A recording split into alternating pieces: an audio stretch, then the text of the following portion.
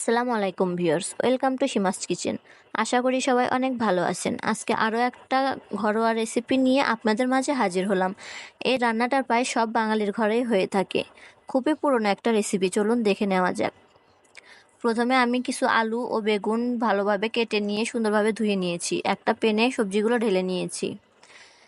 কিছুটা কাঁচা লঙ্কা কুচি, কিছুটা পেঁয়াজ কুচি, 1 চামচ আদা বাটা, 1 চামচ রসুন বাটা, 1 চা চামচ হলুদের গুঁড়ো, 1/2 চা চামচ লাল মরিচের গুঁড়ো, 1 চা চামচ ধনিয়ার গুঁড়ো, স্বাদ মতো লবণ দিয়ে কিছুটা ভেজিটেবল অয়েল দিয়ে ভালোভাবে তরকারিটা সুন্দর করে মেখে নেব। আমার মাখানো হয়ে গেলে আগে থেকে কিছু ছোটো মাছ ধুয়ে রেখেছিলাম, ছোটো মাছগুলো দিয়ে দেব, দিয়ে আবারও কিছুক্ষণ মিক্স করে নেব। মিক্স করা হয়ে গেলে 1 কাপ পরিমাণ পানি দিয়ে তরকারিটা বসিয়ে দেব। এখন প্রায় 10 থেকে 15 মিনিটের জন্য আমি ঢেকে দেব।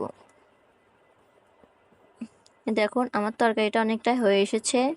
এই রেসিপিটা হচ্ছে ছোটো মাছ দিয়ে আলু বেগুন চচ্চড়ি। দেখুন কতটা লোভনীয় সুন্দর হয়েছে। অনায়াসে 1 প্লেট ভাত খাওয়া যাবে একদম পেট ভরে। ভিডিওটি ভালো লাগলে অবশ্যই একটা লাইক, একটা কমেন্ট করে যাবেন। এটাই হচ্ছে আজকের রেসিপি, আলু ও বেগুন দিয়ে ছোটো মাছের চচ্চড়ি। আল্লাহ হাফেজ।